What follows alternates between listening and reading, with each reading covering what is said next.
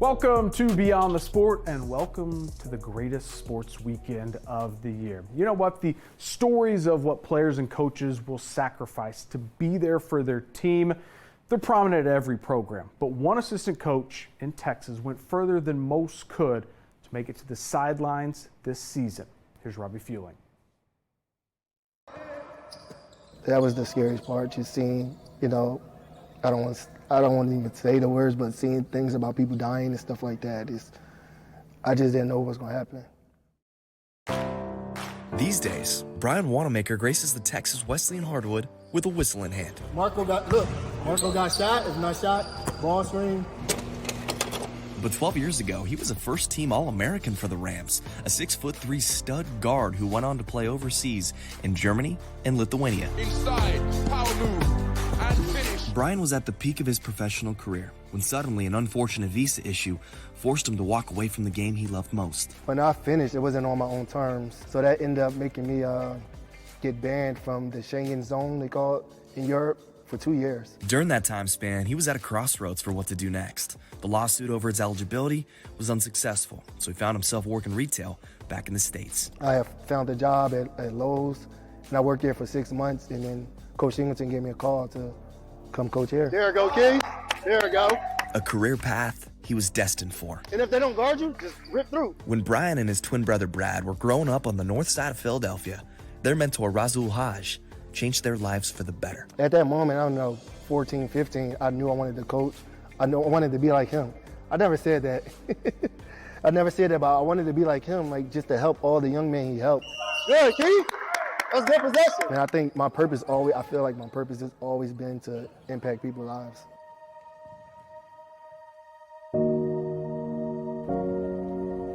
But in September of 2022, Brian's life was impacted in the most severe way imaginable.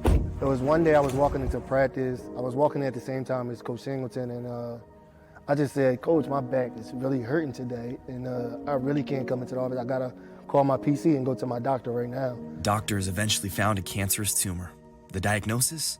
Multiple myeloma. I didn't react until she said I may have to learn how to walk again.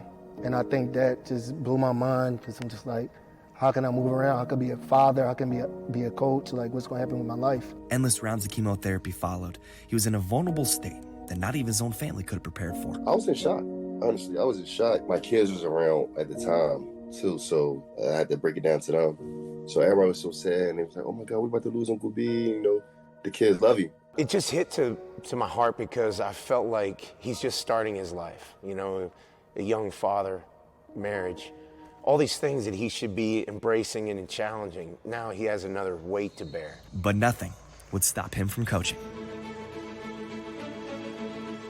How do you approach going to chemo and then coming to practice, going to games, doing all this stuff? I can't imagine anyone doing that. I think it's a situation where I can choose to be a victim or I can take ownership of my life. I'm not always tough. Sometimes I fake it, but I don't fake it for myself. I fake it for my wife, my daughter, the players, My pops had passed away from cancer, so it felt like a familiar place for me. And, knowing that he had it, I can't take no days off, no minutes off, no hours off. If he's not, if he can fight through chemo, why can't I fight through practice? Brian's fight motivates everyone, especially the ones closest to him. I always said I would not coach. I'm just going to be around and, try to mentor kids, help kids. But, I'm coaching my program. I have a program here in Philadelphia I'm coaching, and it's all because of Brian. Cal, you getting all the way through to the point if you don't pass to the post? Initially, I was like, no, I'm not talking about myself. I'm just going to continue on with life. But the more I look at it, the more I may inspire one person that doesn't know me at all. I think we can all take control of our life, take ownership of our life, and use our experiences to inspire other people.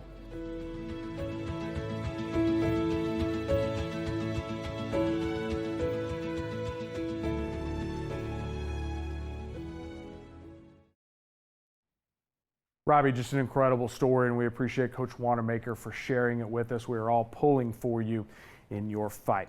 Hey, as all eyes look towards the NCAA tournament, we need a moment to look back to the finish of the high school hoop season in Texas last week. Championship Saturday featured a star player being great in the moments that mattered most. A team devastated by disappointment the past 2 years, persevering to get back, and yes, back to back for a program that we might now call a dynasty.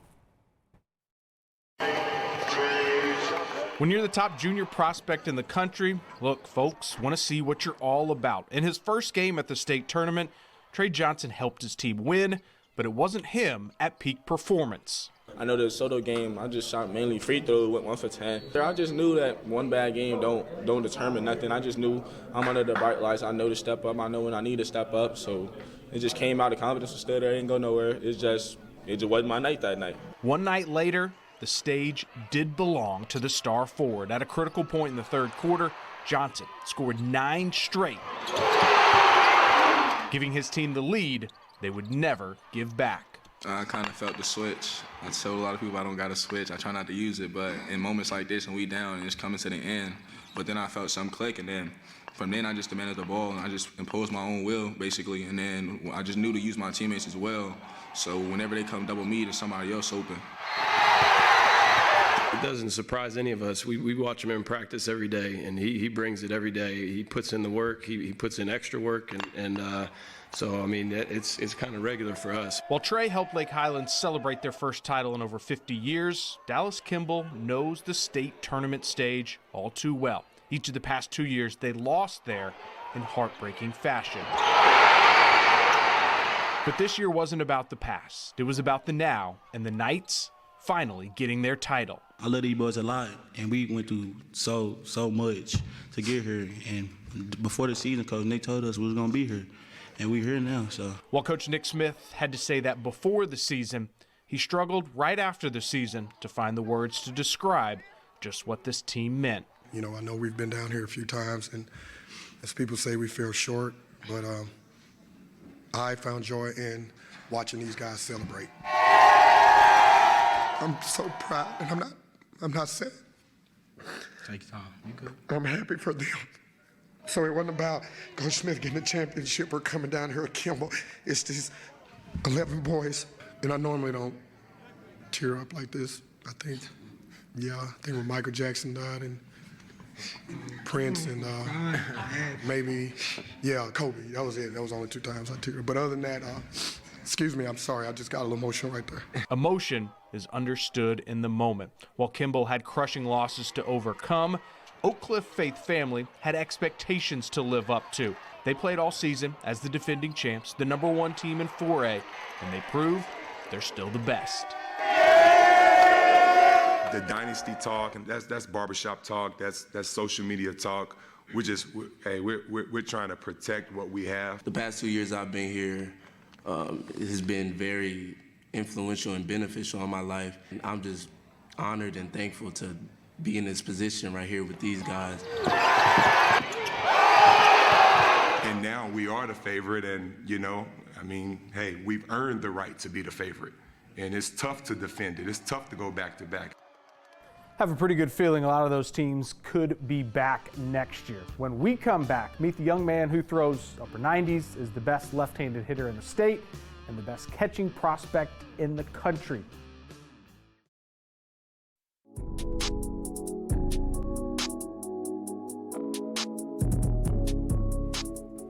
I haven't reached the watch my kid play sports phase yet. For some reason, flinging pureed sweet potatoes isn't a sanctioned competition, at the moment at least. But I imagine that like 93% of other parents, I'm going to think I can do a better job than the actual coach. Well, one guy had that same thought, and he was actually right. But he had a little different background than most of us. Robbie Fueling has more on his path to coaching.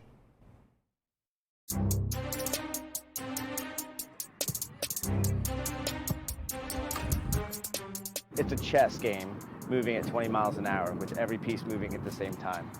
And so it becomes a big puzzle that you have to figure out. If soccer's Robert Vordtriede's passion, coaching's his purpose. Put a touch on the ball! But he's got no professional background in the sport, nor did he play in college or high school. Robert's journey to the pitch is a unique one, and it's even more remarkable once you learn what preceded it.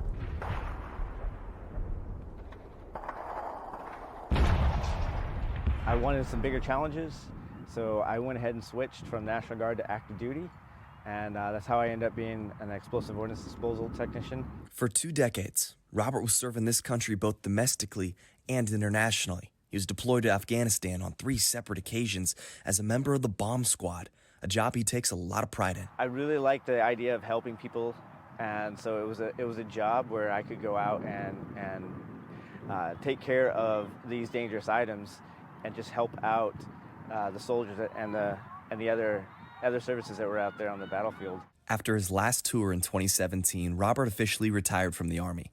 His next calling wasn't clear until he saw his 6-year-old take the pitch for the first time.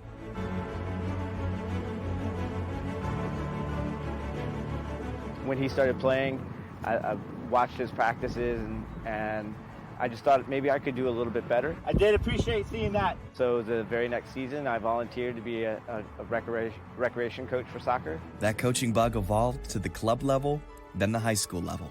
Soon enough, Cedar Hill came calling.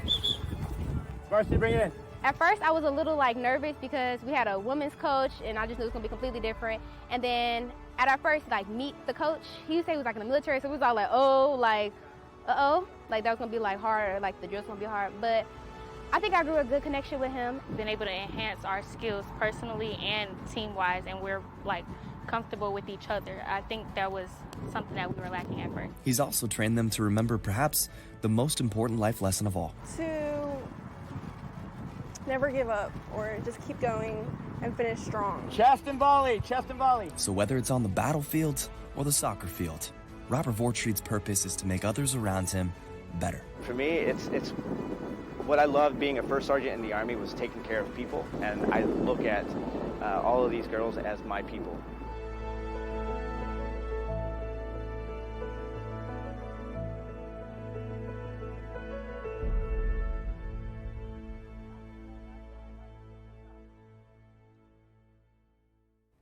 All right, thanks so much, Robbie. Another special story, and we're really just getting to the good stuff with the soccer season. Most of the teams got a little break for spring break this week, and then the playoffs get rolling after that, all leading up to the middle of April when we've got the state tournament going on in Georgetown. Things also picking up in high school baseball. Most teams have started district play. You might remember back in the fall when we spent a day with the best high school pitching prospect in the state. That's Travis Sikora. The young man is dominating so far in his senior season. And while Sikora is incredible, most MLB draft projections have another guy as the top overall player in the state, a young man who can literally do everything on the field. That is a special sound, especially coming off the bat of the best high school player in Texas. He's one of those 5-tool guys that I feel like that can, he's my best base runner. He can hit for power, he hit for contact. He can get on the mound and throw 97 miles an hour, and he's the best backstop in the United States. And so I guess the plus to that is that he's a left-handed hitter, and everybody loves to attract to a left-handed hitter guy. There are many reasons why Sinton senior Blake Mitchell is considered a probable first-round pick in this year's MLB draft. The skill set, it's one of one, and with that comes plenty of attention. Coming out to places like this when they have 20, 30 scouts that want to just see him swing the bat and fly in from all over the United States, it can be overwhelming for an 18-year-old kid, but he is a true professional at this point, and I honestly don't feel like I've ever seen an 18-year-old kid handle it that way. I just take it in. I just try to go out there and have fun. That's the main thing. I try to, not really block them out, even though I know they're there. But I'm just trying to go have fun, play my game. Not try to change my game for these scouts. Just go out there and have fun with my teammates and win. For the young man whose dad introduced him to the game at just 4 years old, Blake has had a lifetime love affair with baseball, and soon all the work he's put into playing might pay off. If you know Blake, he puts in a lot of work to this. It's an everyday grind for himself, and he's very humbled. Somebody that has that kind of talent, you would kind of worry to think that maybe the head would get too big and, maybe think that he's kind of arrived already, but I don't ever feel that way with Blake and the way he's gone about his business. It's always been the dream. I've always talked about it, just growing up and, playing baseball as a game just for fun, going out there and, as a job to play baseball, it's a dream come true. That moment would add on to the list of dreams that have come true for him thanks to baseball. It was last season that provided one of those moments when he helped baseball-crazed Sinton win their first state title in 2 decades. Last year, getting that ring under our belt, finally after losing the year before, it felt great. Especially that group of guys, a special group of guys. I, grew up playing with them, and go out there and win that after losing the year before, it was just a special feeling. Before he heads off to the next level, Blake and the Pirates have their chance to make it back-to-back. Sinton is currently the #1 ranked team in all of Class 4A. While it is very likely the Sinton sensation is going to be a first-round pick, and many mock drafts have him actually going in the top 15, he's got a pretty solid second option. Mitchell committed to LSU after just his freshman season, and he signed with the Tigers a few months ago. All right, we're going to keep it rolling with big-time high school baseball players.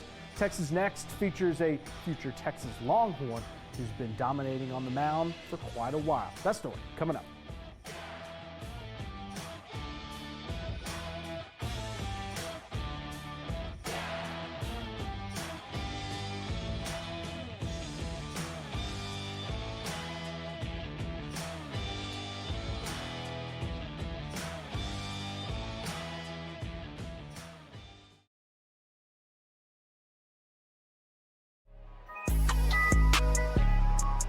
Ridge Morgan wasted no time making a name for himself at Westwood High School. He was their top pitcher as a freshman, and that was 2 years ago. He's only gotten better since. Our Victor James takes a look at this standout on the mound in Texas Next.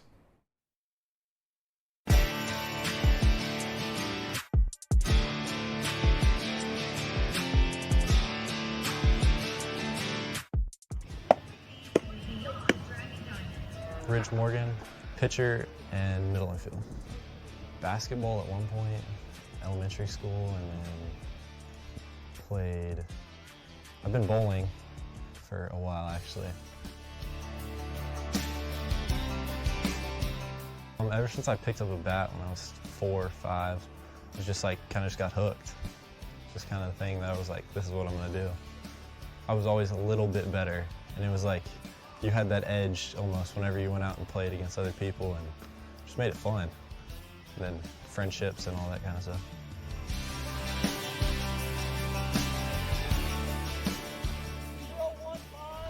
I feel like I can control what I can control and kind of doing what I can do for my team, keeping us in the game at least.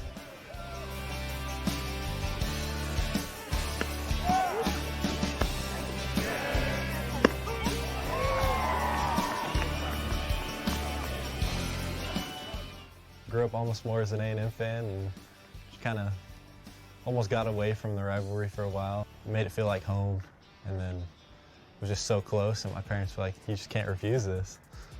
I'll do whatever they need me to do, but I know primarily they recruited me as a pitcher, so we'll see kind of where it goes from there.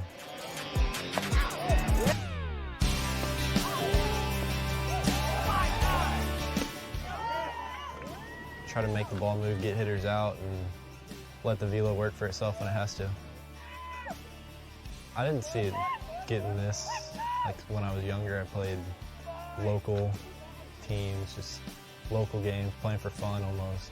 And then it blew up when I turned 14 and just never stopped.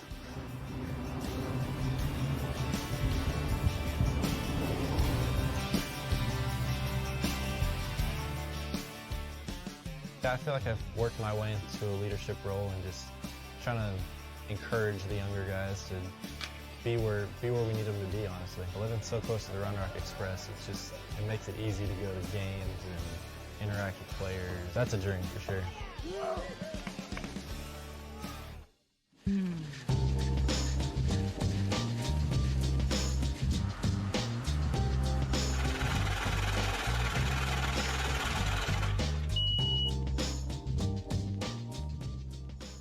Look, I'm not the biggest social media guy. I don't have a huge pile of followers, but I do use Twitter to follow stories, post videos, things like that. I've never had more response to a series of tweets than this week when I posted some stuff about Chris Beard's introductory press conference at Ole Miss. Yes, the Chris Beard who was arrested in early December for felony assault charges against his then fiance was fired by Texas a few weeks later, ultimately had the charges dropped against him, and 3 months after the arrest is back in college basketball at Ole Miss. So this week was Beard's first time talking publicly since everything happened, and at his press conference he said a few things I want to highlight. One of his first statements was, quote, "Tough part of this is not being able to speak publicly." He went on to say the core foundation of all relationships is truth and transparency. So hold on to those as we play for you what he said speaking publicly when he was asked specifically about the night of his arrest and if he physically harmed a woman.